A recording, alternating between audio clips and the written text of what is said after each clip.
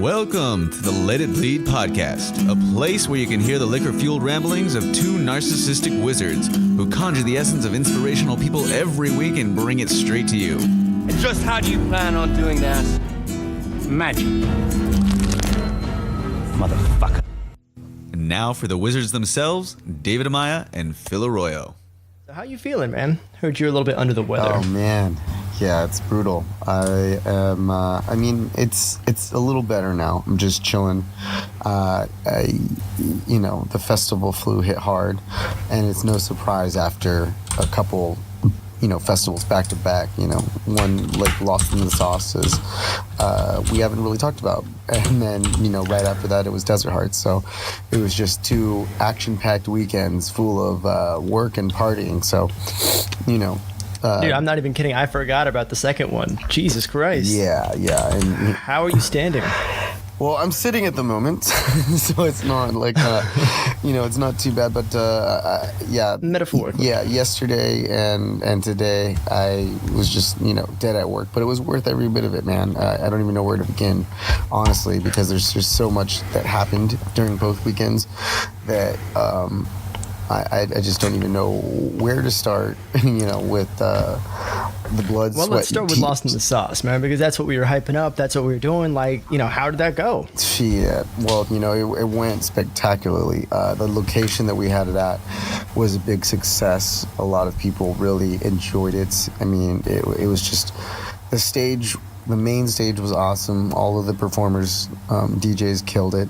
Everybody that came it was just it was something good completely vibes to be unique. had all around. It turned into right before Desert Hearts. I was saying like I don't know how Desert Hearts is going to compete, because Desert Hearts has been my favorite festival for the past since I've been going. Basically, it's always been my favorite festival. It's what I always tell people is my favorite festival. And then after Lost in the Sauce, I was saying, well, it seems as though Lost in the Sauce has kind of taken over this special place in my heart, and because it embodies all of the things that I like about the festival, like Desert Hearts, where it's a lot smaller, it's more intimate than these other major festivals, and it's not really about the lineup with headliners and everything like that.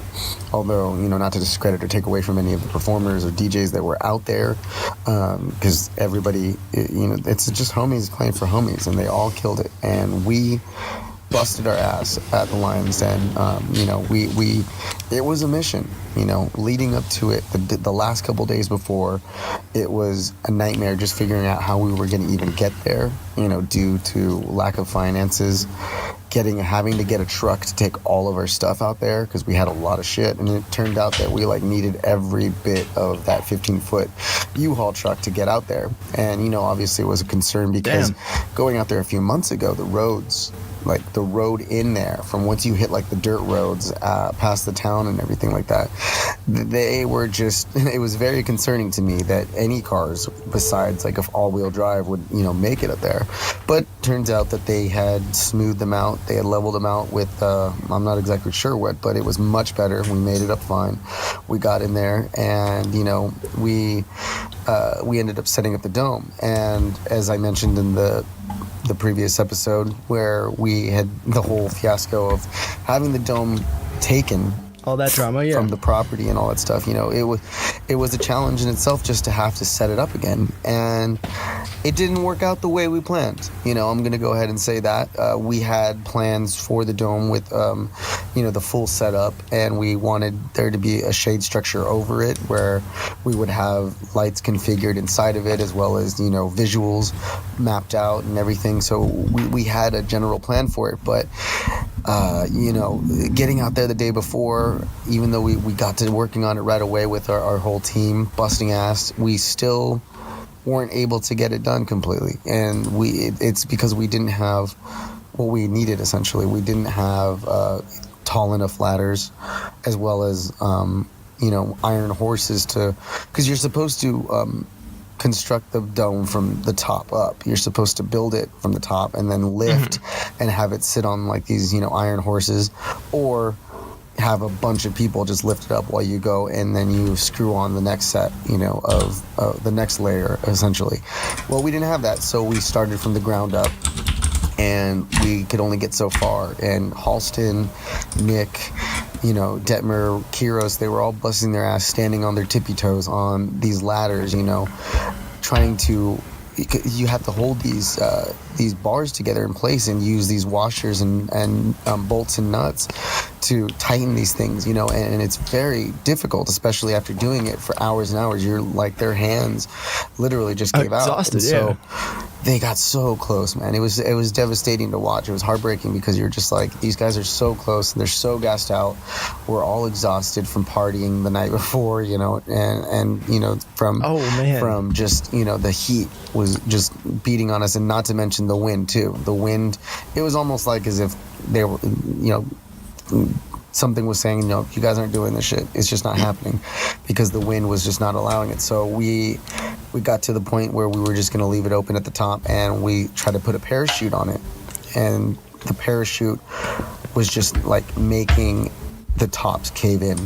And so we were all just, we felt really defeated, like we couldn't finish the dome, and we ended up just saying fuck it, because we went with the half dome. And so it ended up being exposed to the light, to the moonlight, and it happened to work out really nice because we still had lights, we still had all this stuff, and the moonlight was a full moon, the pink moon was on the Thursday. Really set that ambiance, yeah, man. And so oh hell yeah, that's awesome. It still worked out, and even though our spirits were freaking depleted during the daytime for various other reasons too, it was just by the time, as soon as the music started and as soon as we had the sets going, it completely flipped around and the party started. And I couldn't have been more proud for the Kaleidoscope guys, and girls. Amber started off the set with Amber Waves, and then Luke followed, and then you had Halston and Kevin, Halston, Ochoa, Kiros, Detmer, and Eddie. All of them went and just completely blew my mind with like how much work they've been putting into their sets from just the more recent ones that I've heard from them, even from like the ones that they played out on the park. They really impressed me, and it was as good as anything I could have heard at Desert Hearts too. And they all had a very unique sound which was signature to them, so I was just so stoked about that. And I got lost in the motherfucking sauce. From well, shout out to those guys. That's fucking dope, dude. Yeah. You make the most of it. You got the right crew going out there. You got the right vibes and people. Like, it can't really go that catastrophically wrong. No, it's, and you know what? It's a learning experience. The one thing that I had to tell the crew was that this was our very first thing, and I think that the morale was kind of getting bruised a little bit, just because we all were just we all had these ideas of what we wanted to do and things that we were planning on doing and things that we even bought but didn't get finished, so that when we were out there, it was just kind of disheartening to think that, well, we're not really doing what we said we were going to do. But part of it is just improvising and learning how to roll with what you can do, and making the best of the situation. It's about problem solving and making what you can out of it. The show must go on. And I'm so glad that I think we were able to learn that lesson, and we had a great time. We had a solid amount of our supporters come out. We brought a lot of people to the festival and got a lot of love from, the other side, because there's naturally going to be that sort of thing at a bass festival. It's like the when it comes to this bass in the house music, it's like the Jets versus the Sharks sort of thing. It's this like weird thing that people are either or. They don't appreciate both of them in the same. Oh, I definitely heard that. So never heard it expressed quite like a almost like a rivalry like that, though. Yeah, it's kind of, well, it's like it's just a weird unspoken thing, but for the most part, people accepted it really well and enjoyed it. And then we also had other sets up there that weren't house and techno. We had bass music sets, surprise sets, and we were able to get a lot more people on to play that that didn't really get a chance to get on the lineup or anything. And so it was a really it just was amazing, man. I mean, the love and the energy and the inspiration to come back and, you know, put more into it was just, it's awesome to see how much it's grown from last year too. Being part of something is just an honor, and I think we killed it. And I the dedication from the whole team was, I mean, that alone for me, from something that I created by myself, you know, and just wanting it to belong to more than myself, you know, from wanting the Lion's Den to be something that other people believed was theirs too, you know, and it really has become that, you know. It is no longer, and it hasn't been for some time, but it is no longer my thing, you know, and it's our thing, and we are in this together now, and I think that, you know, we're more pumped and we're more looking forward and into the future. And after that, coming back to work and you know, having to get home was like, you know, I was past the deadline on my truck, returning the truck, and having to go to work the next day, and, you know, being late, and just going straight to work and having 3 days of... Sounds like a crash landing back to Earth. Yeah, you know, getting back to work, and then from there, like, preparing all the while to go back out to Desert Hearts. I'm just thinking to myself, like, man, how am I going to do Desert Hearts? You know, how am I going to... You're like, man, I fucked up. How am I going to get out there and do that? You know, that's a weekend. And I thought, oh, well, I'm probably not going to go that hard. We'll see how it goes.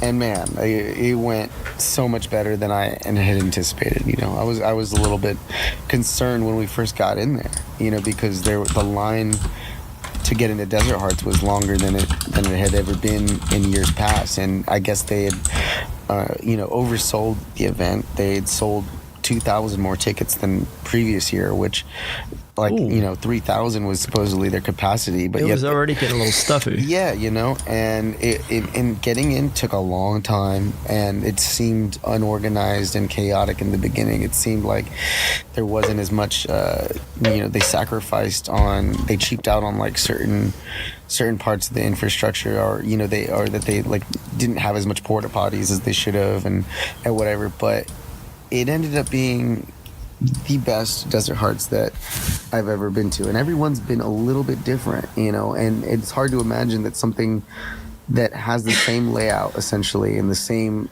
pretty much the same things can change so much for you. But like, all of the amount of people that were there that were extra, you might have, you know, worried that, well, that's going to kind of ruin the vibe as it does for some other festivals. You know, it kind of attracts more of a rowdy crowd, or like a crowd that's not, you know, aware of like how things go. But it couldn't have been any further from the truth, man. I haven't felt that much love and positivity from just about anybody. And I'm not gonna bullshit it, you know, it's a straight fucking party. Like, it's just a 100% party, you know, like the whole time, just house and techno music going, and everybody that you meet is just so like hyped and pumped and ready to party, and people dressed as weird as fuck, and you know, just being ridiculous. It was so awesome.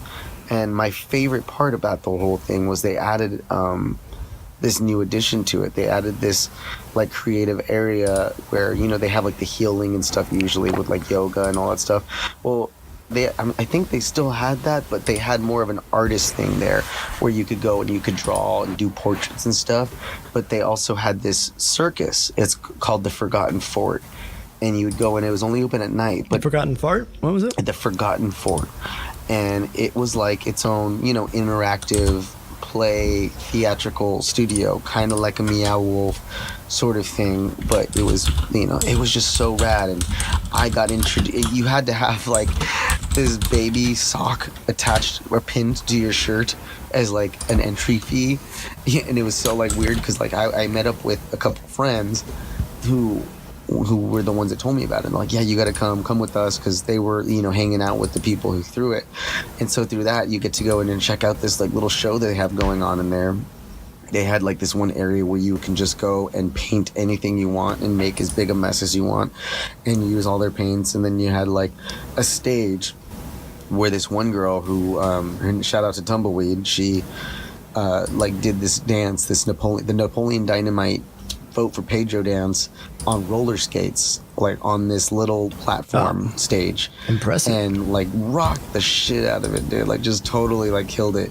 And you know, they had like another performer walking around with the banjo. She was like a Southern Belle player, and then some other girl that was like doing poems on a typewriter for people on the spot, and like would give you these little personalized poems.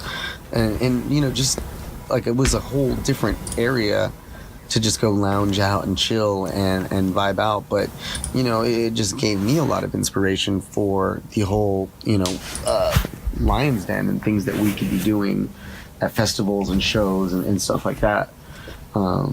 So after this, Oh, that sounds fucking rad, dude. yeah, I mean, after this, I've been blown away with inspiration for so many different things, and it's given me so many ideas, both festivals, for what I want to do, and you know, what I want to add to my list of things to think about. Inspiration, man. I mean, that's generally what they're for. You know, if you're talking big picture, broader scope kind of shit. I know every time I come back, I always feel, you know, motivated, inspired to like do something more, to take something from that really weird experience that, like, you know, you don't get it's super hard to replicate. You pretty much don't get that, you know, in your real life. Yeah. And taking the lessons learned from back, and taking the lessons learned from that back, and really trying to, you know, apply it to something to make it, you know, to make it a useful experience, not just a party or something like that. Exactly. Yeah, man. Well, that's awesome, man. You mean, So yeah. you've been crash landed back to Earth. Have you? Let's see. Have you caught up on you know, anything going on? Did you watch that the Game of Thrones on Sunday? I did. I actually saw last night. It was really difficult to watch because I was watching it on my laptop at work, where it was, I mean, from what I've heard, it was difficult to watch anywhere because of how dark it was. Yeah, the entire thing was lit by a single candle. So that was going on. Yeah, I mean... Which, by the way, let's just say, spoiler alerts, if you haven't seen it already, everybody else has, so you fucked up. Right. Skip ahead 5-10 minutes ish. Yeah, you know, so that was, you know, So it's good. It was a little underwhelming. I agree. In many ways. I mean, not going to say that I didn't have my moments. I don't know if it was from partying so hard all weekend that I was just my levels. No, you're not were wrong. off. I was a little bit teary-eyed and emotional, but I definitely was underwhelmed by. They really did. They did a great job in certain aspects of it. Yeah. And really selling like the tension and the fear and stuff like that. But you know, I couldn't shake the feeling that like they were using so much of the, like, you know, really interesting storytelling and goodwill that like all of the writing from George R.R. Martin had given them before the you know, the series ever started. Yeah. You know, and so they set that up, and then God, like, it was really disappointing to kind of see like, oh, we're gonna put all of these characters together here, and then really at the end we're like, most of the ones that you cared about are going to survive. Like, that's kind of, I don't know, that's some bullshit to me. I really was not expecting that. It's just kind of like a Deus Ex Machina thing. Like, even though I know they set it up, like the tension, yeah, they did a good job of, like, you know, all that. But yeah, it didn't feel very Game of Thrones-y. Right. It felt like any other show could have made a finale like that to give people, you know, a satisfying to them kind of conclusion to it. Yeah. But my other issue is like, okay, why do we deal with the gigantic existential threat 3 episodes before the finale? Well, you know, I think that's probably because they are now. It perhaps might be underwhelming because they're trying to save some sort of juice for this battle. Which, when you think about how this battle should have gone, that, like, when you're thinking about the existential threat and how devastating it could have been, it was sort of underwhelming how it just abruptly ended so simply, you know, without much. And I don't even want to say anymore, but for the sake of destroying or giving a spoiler alert, but you know what I mean? Like, how it seemed to come all this way, and then it was just one little thing, and then boom, it's done. And it was underwhelming because I think that they have to, in some way, leave some sort of room for the battle that's to come. which the whole time I'm thinking, how the hell are they even going to do that? That battle's not going to be anything compared to this. Like, I don't see how Cersei can really hold a candle to them. But I guess, there's just I guess they just have a lot more people. It felt weak to me, like the ordering of it. Like, I feel like they didn't need to put it that way. Right. You know what I mean? But okay. Oh, they fucked us. Oh, but guess we didn't need them anyway. Like, that's yeah, that's weird. Like I didn't see the payoff to like all of the doom and gloom and the dread that all these people were feeling. Right. Like, it felt, at the end, there should have been more explanation, I think, too, as to what it was. Like, like what was the origin of that? Like, or what, like, because everybody's thinking like, who is the Night King? Like what is it? I don't know. And yeah, like, I mean, they kind of explain it in like season 4, whatever that is, where Bran runs off with the tree children, that weird shit. Right, but like I was kind of expecting more of that to kind of come in. I was expecting more of a specific. I'll give him the. Go ahead. Yeah, I'll give him a little bit of the benefit of the doubt until the next couple of weeks to kind of figure out what the hell a lot of these people were doing, because so much of it was just bad. There was just bad strategy going on. Yeah. Like, and everybody's out there fighting, and Bran's just like, I'm gonna just go kick it in these trees over here, just gonna kind of see what's up over here. Like, what was that? Like, I was just expecting so much more, and it's like, oh no, okay, that really, like, a convenient plan that they came up with like a couple episodes ago. Oh, that just works out. Yeah. Oh, okay. Yeah, and we don't really have to explain it because we spent the past couple of seasons setting up what's her face as a super spy. Yeah. I know who I'm talking about. I'm just trying to be a little bit coy with it. But yeah, like it's kind of one of those things that the greater battle is not always like as impressive as some of the other battles, like so like in Lord of the Rings, the final battle in the Return of the King was not as gut wrenching or as like intense as the Battle of Helm's Deep in the Two Towers. Yeah. And the same kind of thing is like this battle, the Battle of Winterfell, was not anywhere near as suspenseful as the Battle of the Bastards, which was probably. Oh, that's exactly what I was about to say. Probably the best. Yeah, that shit was series. like. Oh yeah, I agree with that completely. That was intense, man. You felt that in here. Like Ramsay Bolton was like a villain, like guy that you just wanted. Like, what the hell, That was insane. Yeah, there was some effort to it. The other one was just like I don't know. It just it felt kind of cheap. It felt a little bit. Not corny, but it was like, oh, okay, you don't want to have this giant expensive battle. Let's just have it at night, and then nobody can see anything, so you don't have to like spend that much on graphics to render shit. Like, I don't know. They're just gonna wipe some out of that the was whole a little bit Dothraki race in just like one swing, though. That was crazy. I'm okay with that decision, other than like that it's just such an obviously militarily stupid idea. Like, it just kind of strains believability like that. To think, oh, okay, all these people, all this planning, everything that was going on, and that was their plan. Right. Just send 100 cavalrymen just into the horde of 50,000 that don't die. Like, what was the plan there? Yeah. I don't get it. So, yeah, no, it was, but there were moments too. There were moments of it that were good. But it's just like, oh man, this is the culmination of that series. Like, if it's supposed to be this, that it left a lot to be desired. Which in their defense, it is very hard to stick the dismount of something like that, especially when it's such this big, cultural moment. Sure. Like, it's the most talked about fucking episode of a television show I think ever, or something like that. Yeah, I agree. Let's just we'll see what happens in the next couple weeks.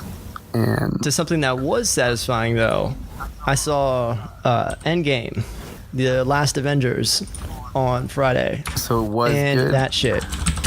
Oh man, it was so good. Yeah, no, I really loved it. I think they did a fucking fantastic job with that one. Okay. And they like handled the kind of the pressure of that, the kind of all the buildup that was going into it, and just trying to wrap out a conclusive narrative was something that kind of felt satisfying. It felt stakes. Those, you know, things were, they kind of played out that way. Like it was, you know, in this one I'm not going to give any spoilers for it, but I loved it. I really did. As somebody who's been such a giant fan of, I mean, all these characters since I was a kid, but, you know, the series ever since, you know, the first Iron Man, like, I think they really rounded it out, and it was they did a good job of making it kind of a very beautiful homage to the entire last, 10, 11 years that it's been since they really started setting all this stuff up. You know, that was the culmination of it all, and it felt very satisfying, you know? Yeah. Yeah, I mean, I'm definitely looking forward to seeing it when I'm not sick and when there's probably not going to be a packed theater. So I'm probably giving it a couple more days when I can go after work or something like that and check it out. It's like a 3-hour movie.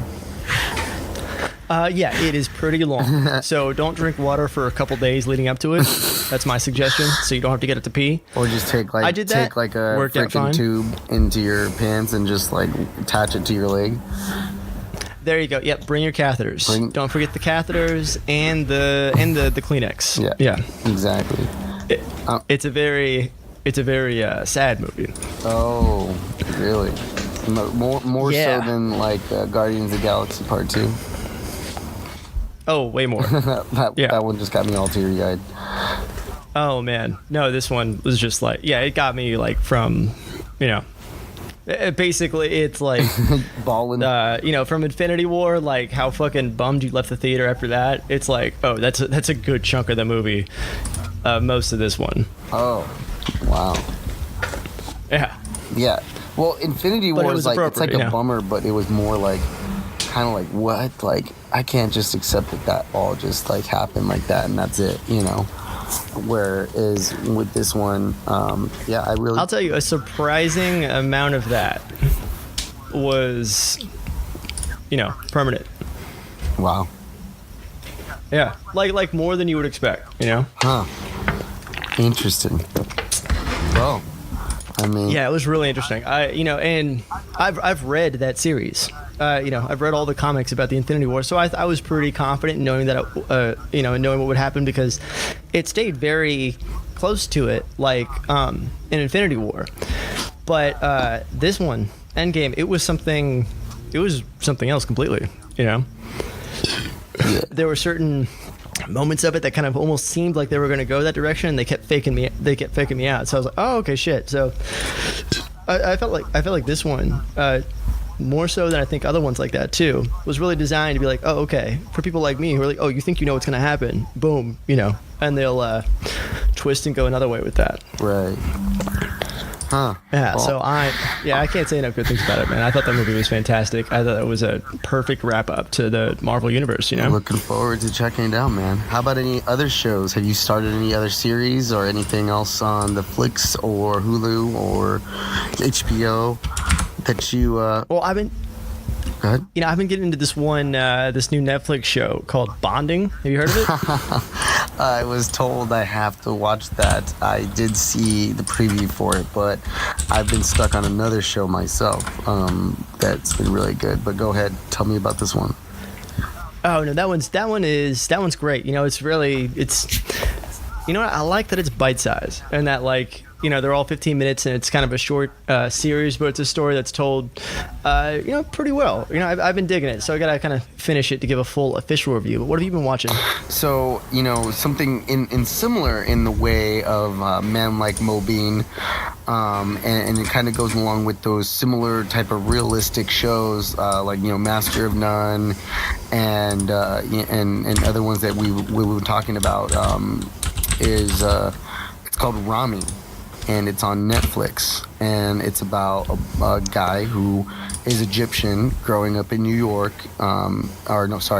New Jersey, and he, you know, comes from a very Muslim family, and like his whole way of life is very Muslim, and he, you know, is American too, and so he's, you know, it just kind of like it's kind of like Atlanta, but if it was, you know, in New Jersey and like kind of like the Muslim American community instead of like the Atlanta community. So it's kind of like that. Not as many, there aren't any like, you know how Atlanta has like more, if it's like tangential like comedy bits and stuff, like where they do like commercials and like more experimental things. It gets out there. It doesn't really do that. It's still more just it's kind of like in between that and A Master of None, and it's pretty freaking awesome, man. A lot of great life lessons in there, a lot of things to be learned, a lot of perspective, you know, that you see. It kind of is.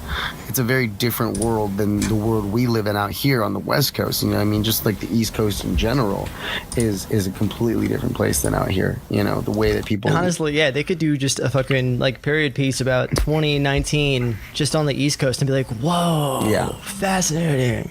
Exactly. Man, oh, you know what? Actually, fuck, that just like it reminded me. There was oh damn it, what was the what was the movie that we watched yesterday? That crazy one with the tweakers.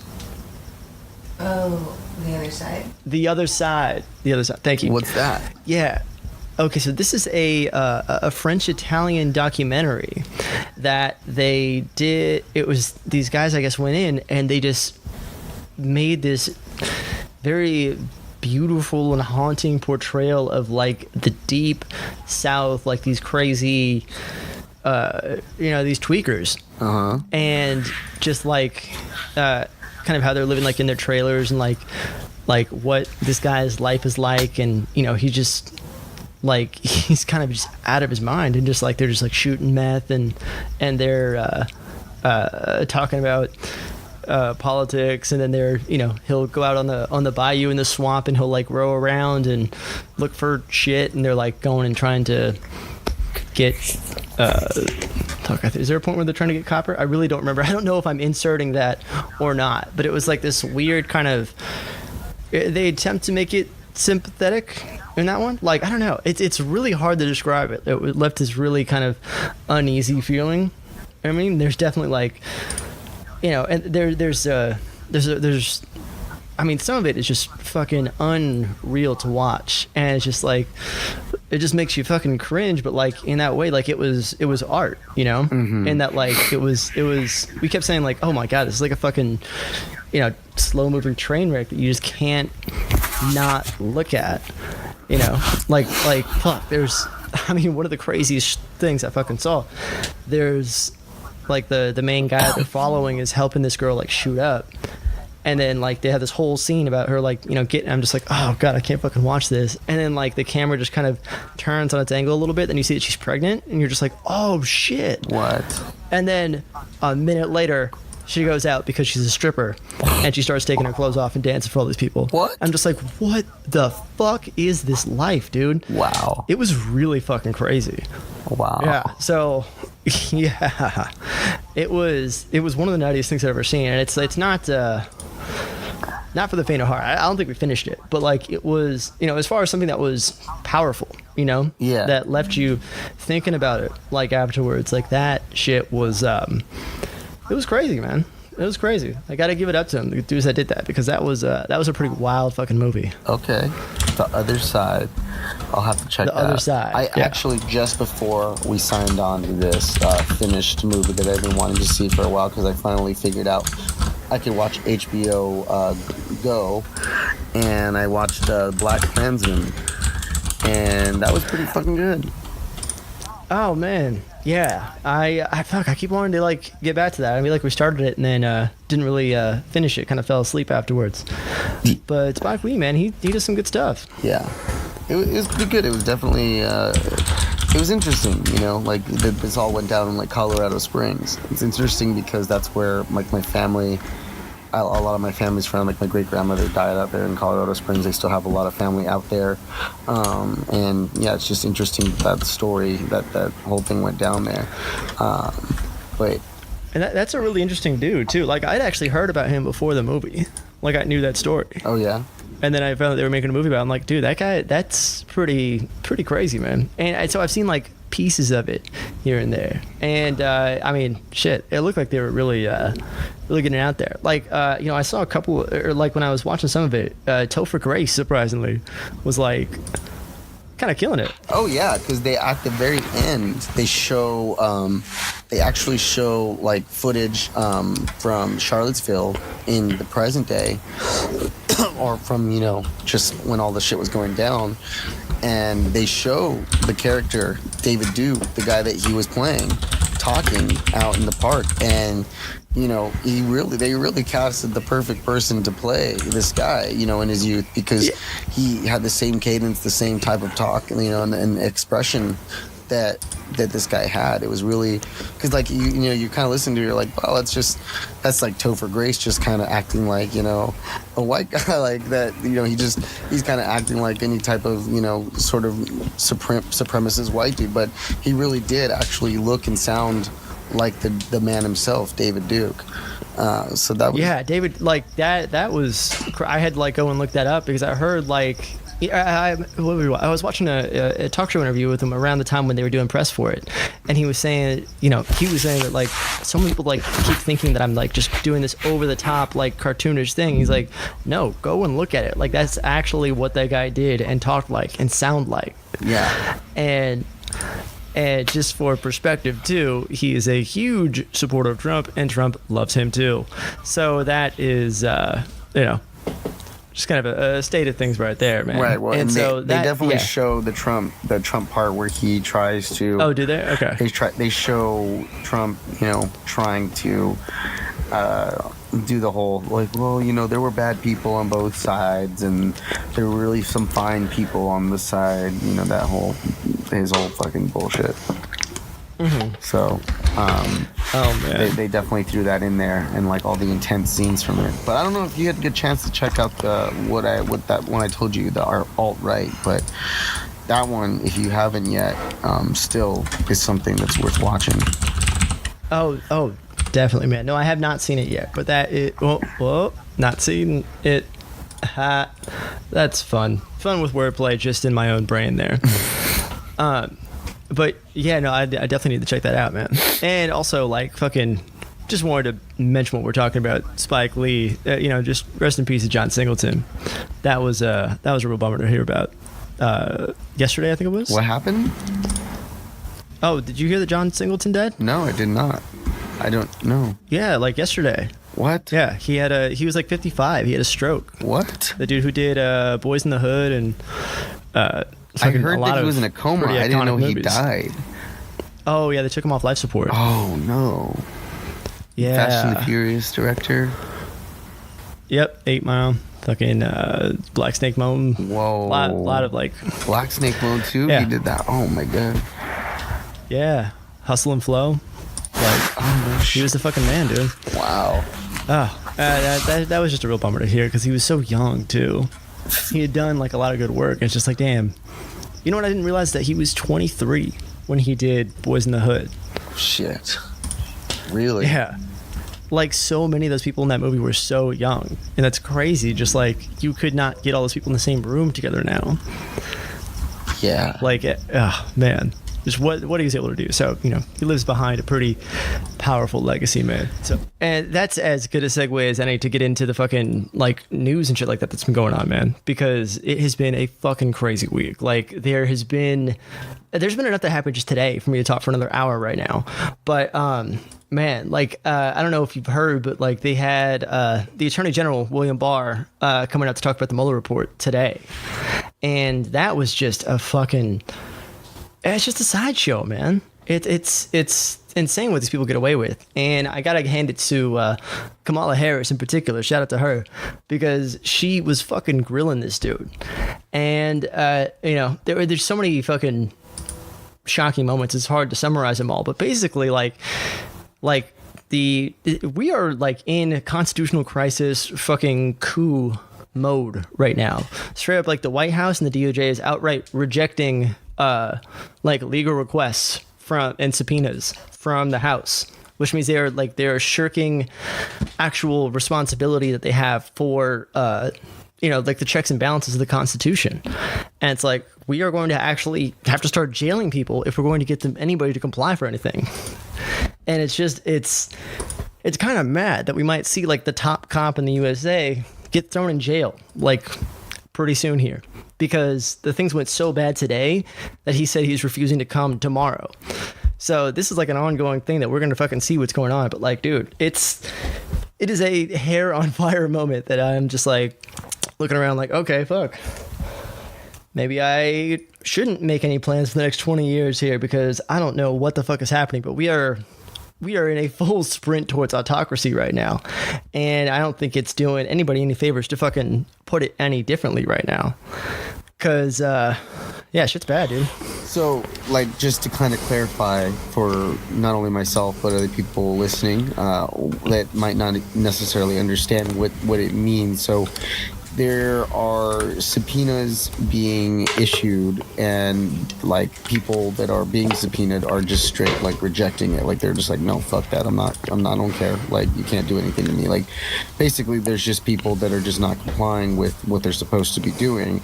And there's really nobody, it's so divided and so split up that there's really no action being done to ensure or enforce it. It's kind of like, well, like, make us sort of thing, and like, yeah, that's kind of where we're at.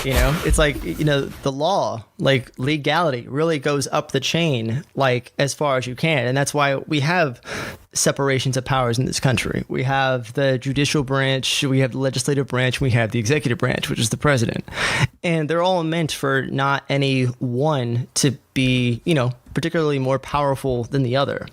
And so, like, we do have a system in this country to where, people actually, if you don't comply with stuff, like legally, you can't just say no and throw a tantrum and kind of get you away. Like, people get arrested and thrown in jail for that kind of stuff because you have to, man. This is like, if we just decide that it's okay for somebody to literally do whatever they want, like, we're at a breaking point in the fucking system. And that's kind of what's happening right now. I mean, even just last week, the president was saying, nobody in this administration he's like, don't go comply with the subpoenas that you've been given. I'll give you a full pardon. Just don't worry about it, but just don't go talk to Congress and fucking rat on me. And, the Attorney General, who is the top law enforcement officer in the entire country, who's supposed to be, nonpartisan, supposed to be not from a party, is just enforcing what's on the books. That is his job. And he's been running interference for the president. I mean, since he auditioned for the job, back in 2018. And all of this stuff is really without precedent. Like, this has not happened before in the history of our country. Like, this is so much deeper and so much worse than Watergate and Nixon that there is no roadmap for how we proceed from here and where we go. And so the next thing to do might literally be throwing these people in jail while they're, in the middle of looting the country and shit like that. And another thing that has not gotten a ton of play, which is also getting me, kind of increasingly worried, is that, we've deployed, which this is also something that is completely not some shit we do, but we've deployed a lot of troops down to the border, like actual, U.S. Army military troops and shit like that. And the president this week also lifted their ban on interacting with migrants coming through the border. Mm-hmm. And that is like a huge fucking deal, because it is and has always been illegal for American troops to act within our own borders, like enforcing the law and stuff like that. Posse comitatus, I think is what they call it. And, this is just one more fucking thing, like one more chip away at all of these kind of ideals and norms that have kept autocracy from taking hold in this country. And now we've got military, we've got the military deployed in the country being told, okay, wait, do a little bit more.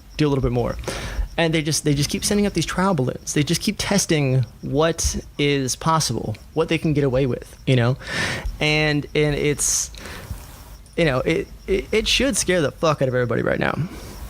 It really should. because things are going downhill very, very fast.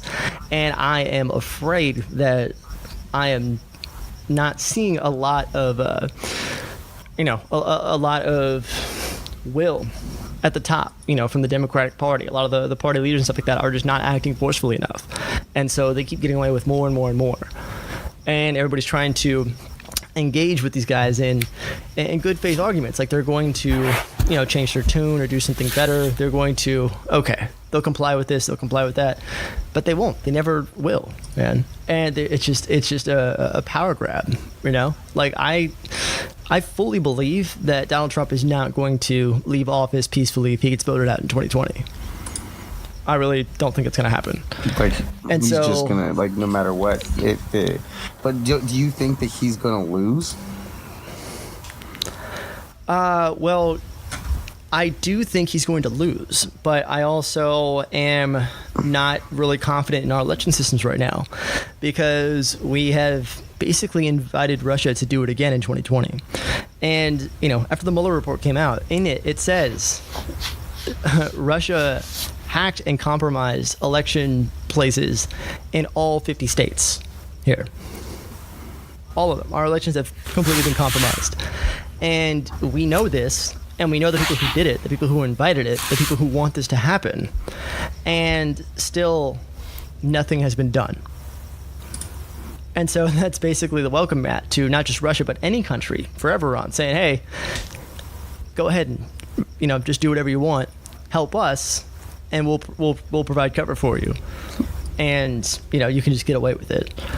And it's disheartening, man. So it's fucking terrifying. What's stopping the general public from understanding or believing that this is really going on then?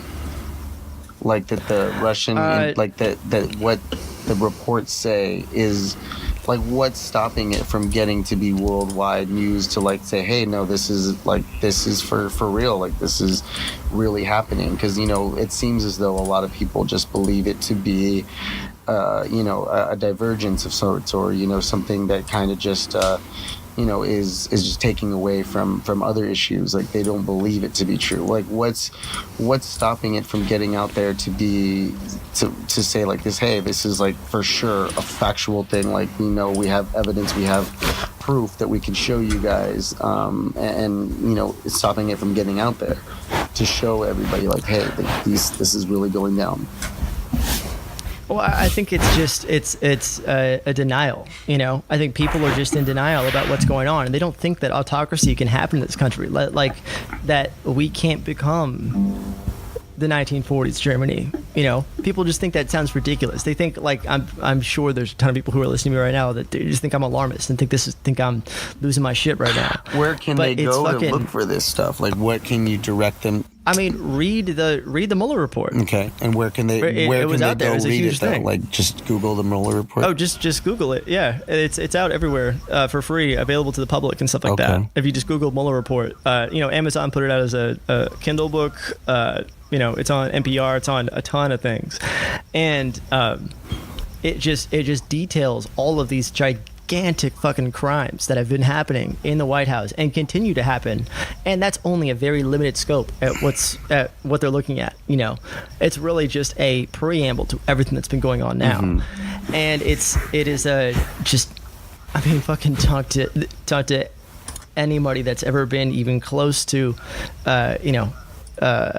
American politics at all, and they will tell you this is without precedent. This is a red alarm. This is the most, next to the Civil War, maybe this is getting close to one of the most trying times for our own democracy right now. And the president this week is just outright defying subpoenas, and and he's trying to rally the fucking crazy people too. That's the other thing, man, is that these white nationalists, they're on the rise, man. We've had how many mass shootings this week? A fucking shitload. Another school shooting. We just stopped a fucking mass bombing in Long Beach. It's here, man. It's at our fucking gate, this war. And I think people just want to, just because because TV shows are still going and there's no national state of emergency, people are just kind of still treating this like it's normal. But the fall of everything that we do was never going to look like it does in the movies or on TV. It was always just going to be a slow slip into it. And every day that we're not doing more to, just at the very least keep ourselves so aware, like, I don't even have full faith in our elections in 2020 right now as it stands at this moment, because of, how bad the rigging of all this shit is. It's playing out in front of us nakedly. And the problem is that the most frustrating part is that these people are so fucking dumb that are pulling it off. And they're just using such cynical, bad faith arguments to make it happen. And that it's working is so goddamn frustrating. There's no adults in the room. Nobody's fucking watching over us right now. And it's hard to watch, man. It really is. So you're saying that, aside from the rigging, you think that he would lose if the vote was sincere and it actually was an honest vote, but you do not believe that, or you don't have faith that it's going to go that way, that we could avoid, this corruption in the voting booths all across the country from the Russians. No, I fully do not believe or have faith in our elections at this moment. And there are certain states that are doing it better than others, like California. We have paper ballots and we have traceable things, and we have ways to circumvent any hacking that could be in our systems right now, or that could potentially compromise systems. But you have other, deep red states. You've got, you've got Georgia. You've got all these places that are just so nakedly, like, just they're. Florida even, we tell them, the FBI is over there saying, hey, your systems have been hacked. You need to change your systems. You've been compromised. You got to do it. But we don't have the federal authority to mandate how each state is handling their elections. Why don't we have the federal authority to do that? Why is there no federal authority to do that? It's a states' rights thing. Like the whole country is kind of set up in this way, and that's exactly why they're going about it in the way that they are, because they know they can circumvent oversight, and they can get behind all these technicalities because they've been mapped out pretty plainly for for the world to see. And so now Turkey, Saudi Arabia, Russia, there's just this cabal of other countries right now that have just been taking notes for a long time, and they're executing this plan to just not only get the classic the America 4 years ago off their back, but thrive by using the help of the quote unquote greatest country on earth. And it's like the guy who's been obstructing everything in Congress and basically has been the single most destructive force in American politics in the modern era, Mitch McConnell from Kentucky. He, just to take for example, he was the one who held up the vote and actually lifted sanctions that we put on this guy, Oleg Deripaska. Now he's this Russian, he's a Russian oligarch. So he's this giant, oil and steel magnate in Russia. So he owns everything over there, works very closely with Putin and their government. And just a few months ago, Mitch McConnell, the senator from Kentucky, spearheaded an effort to help lift the sanctions on him and his company.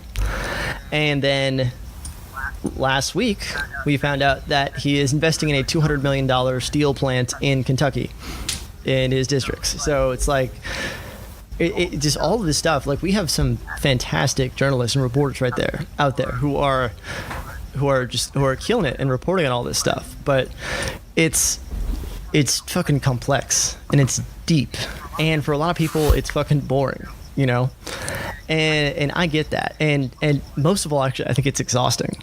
I feel exhausted all the time. Like, I can't fucking keep up with the shit anymore. But it's getting me increasingly like more worried than ever about the way shit's going, and it's not good, man. I have trouble most days because I feel like there's so little to do, like, outside of an election season for just like a citizen, you and I. But what we can do is call our representatives, and luckily we've got one now who is actually doing his best to hold these people accountable and participating in all these meetings. And it brings me a lot of joy to see a congressional hearing and see the representative from Huntington Beach out there asking tough questions and trying to hold these people accountable. And that's something that's never happened before.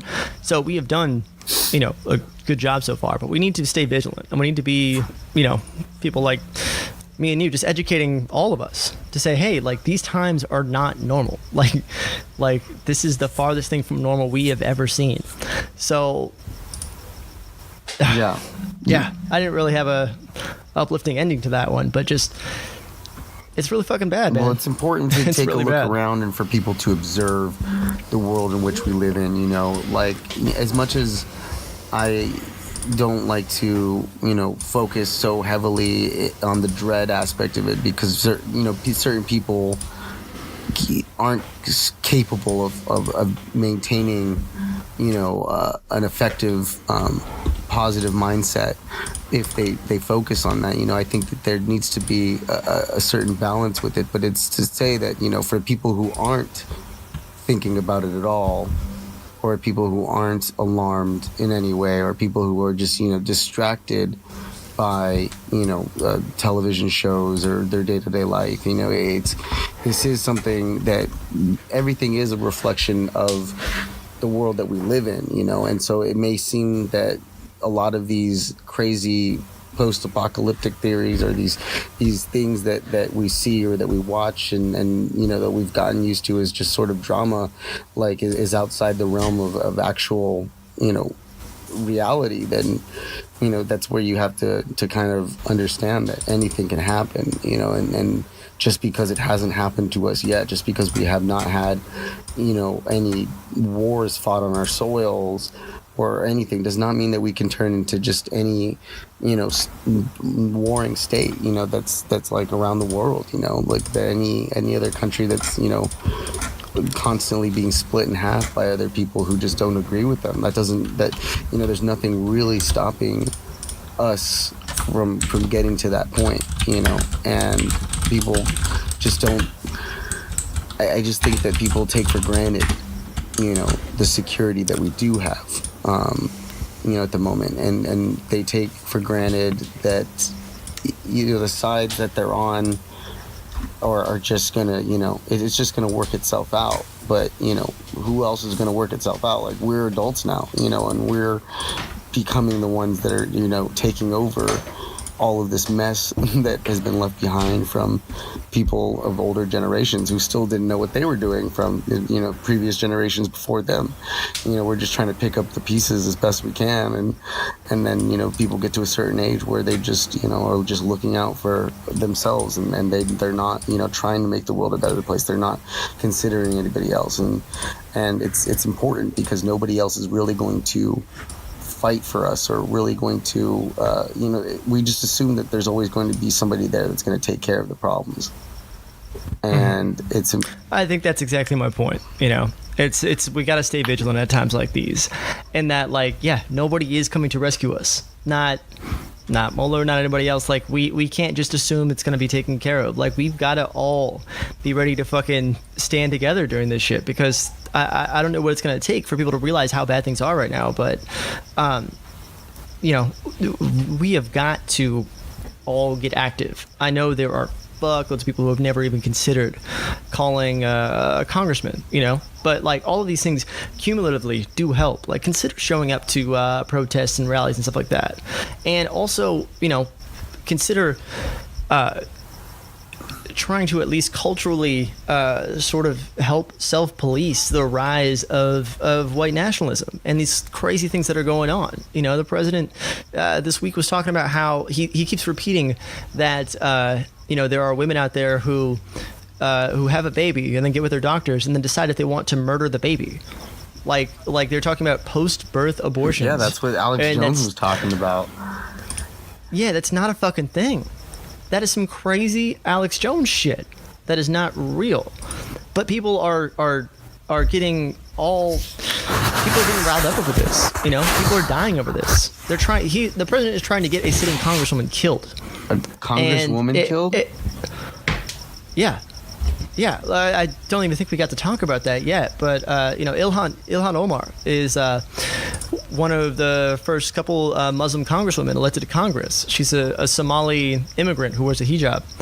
And, I mean, he tweeted out a couple weeks ago a clip of her interspersed with the 9/11 attacks in there. And she has just seen this gigantic rise in death threats. Like there are thousands of them. Like in her own district, people are fucking putting pictures and death threats, up of her.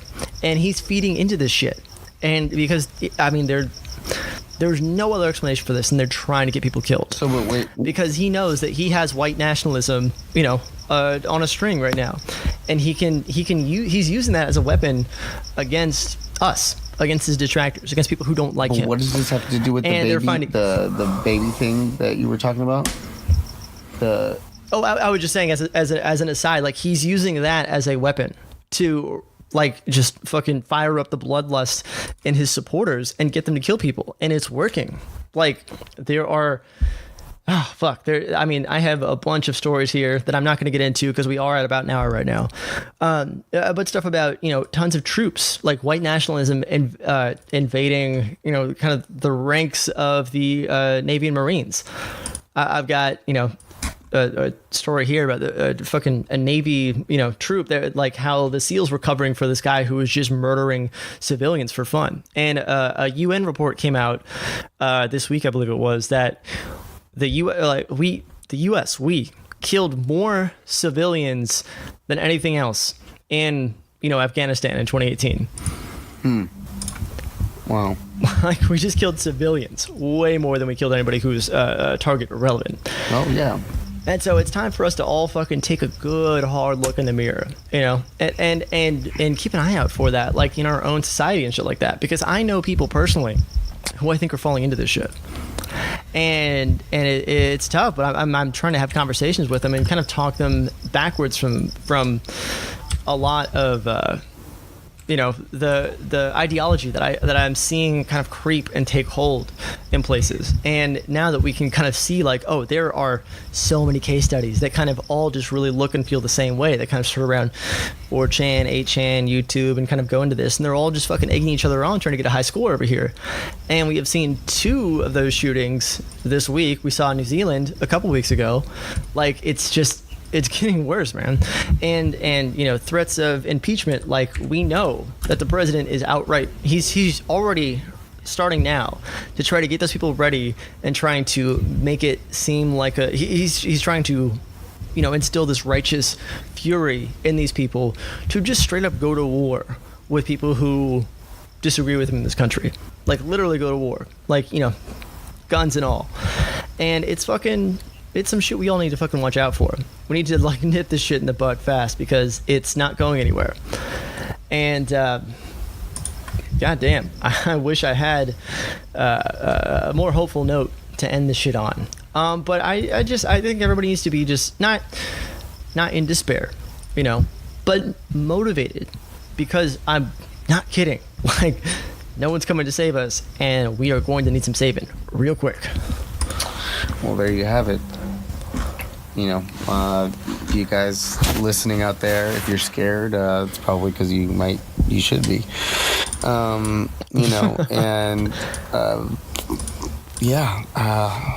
don't really know. But there are tons of people and groups out there who are working to fight against this, and the mobilization is higher than we've ever seen. And I have seen, I've seen tons. The tweeting and stuff like that, and social media, it does work. The conversation does get steered in a certain way. And I think having everybody that we know say like, look, impeachment should be on the table. Impeachment for William Barr and impeachment for Donald Trump. Like we have to. There's no, it's a moral case right now, because if we let all this shit slide and we tell everybody, oh, okay, we're not even going to investigate you or put you on trial for this shit, even though we kind of know, we have no faith in Republican senators from Republican states that they will actually hold people accountable for these very clear and obvious crimes that they have found. That's okay. We need to be on the right side of history on this one. All right. This is it's a moral fight right now. And I think everybody needs to let their voices be known, in that, like, at the very least, what we can do is just be on the right side of things. these people need to get impeached for this, all right? And things are going to, if and when things do get as bad as, we think they might be, like, let's just make sure that we fucking put up a fight, that we did something. And there is a hell of a lot of us. There's a lot more of us than there is of them. And so that is the kind of thing I wanted to put out there, is that we can do this. They like mobilization, organization. It has conquered some insurmountable things before, and I encourage everybody to go out and check out places like Move On and Indivisible. These fantastic groups who are putting out weekly newsletters about what we can do each as citizens individually to help combat this shit, because this is the fight of our generation right now. This is the fight of our lifetime. So I mean, don't despair. All right. I mean, I know this is probably news to a lot of people, but we can do this. I'm not sitting here saying, "Oh, we're fucked," and I'm giving up. I'm sure as hell I ain't giving up. I actually have faith that we can do this, but it is going to take work. And telling everybody that we got this, or that things are handled, or that there's enough people to do this, isn't going to be doing anybody any favors. We need all hands on deck for this shit. So don't despair. Take that second, internalize it. Okay, cool. Now let's fight. Game on. Word up. Treat it like it's a video game, people. You guys play enough of that shit anyway, so, get up Exactly. out there and do something. Well, we're going to go ahead and leave that there for right now until we pick up next week and kind of see if anything does start to change, because we see that things can just flip in an instant, and, it's interesting. Just pay attention and tune in next week for that. Is there anything, Phil, that you want to say that's coming up? Anything that you've got going on, people got to check out? Off the top of my head, no, I don't have nothing, but I have a couple things kicking around in the old noggin that hopefully I can share updates with sometime soon. Okay. All right. Well, yeah. And yourself? We've got Mutate coming up on Friday the 17th. It's going to be a cool new one. As I mentioned before, I am now going to be taking a stronger role in the production. I'm going to be co-writing the script for the plot line for each episode that's coming up, and we're doing some really cool things. We're like making a comic book for the series as well, and I'm just so extremely humbled to be part of this experience and to have been asked to be part of this. I think it's definitely me having my foot in the door to everything that I mentioned earlier about wanting to get more creative and have this more of an immersive experience to go with the Psychedelic Lions Den, and it's just really it's just fun in so many ways, and I'm super stoked. So it'd be cool if you guys just come out and not only experience that part of it, but the music, the bass music. If you're into it, this is the premier underground bass music scene. We have the best of the best DJs coming out. They're booking some amazing talent, and this one's no exception. You got Star Fox, who we've had on the show plenty of times, again going to be going up there and doing his thing. So come out. It's Friday, May 17th at Catch One out in LA, and then we're going to have Art in the Park, I believe, the 19th, so going to be 2 days later than that. So that's all I've got. Definitely subscribe to the podcast, tell all of your friends about Let It Bleed, share us, and also share the Psychedelic Lions Den. I just created a new SoundCloud for the page too, so we're going to be sharing all the homies' music, everybody that we know that's coming out with tracks and stuff. If you've got art and tracks, go ahead and message us at the Psychedelic Lions Den Facebook page, or you can email us at artoflionsden.com or artoflionsden@gmail.com. We just want to start promoting as much of you guys out there as possible, and of course we'll go ahead and do that on here as well, on the Let It Bleed page. We're definitely looking to get more active with that. So subscribe, like, share, love us, follow me at Hoodrat Stuff on Instagram with 3 F's.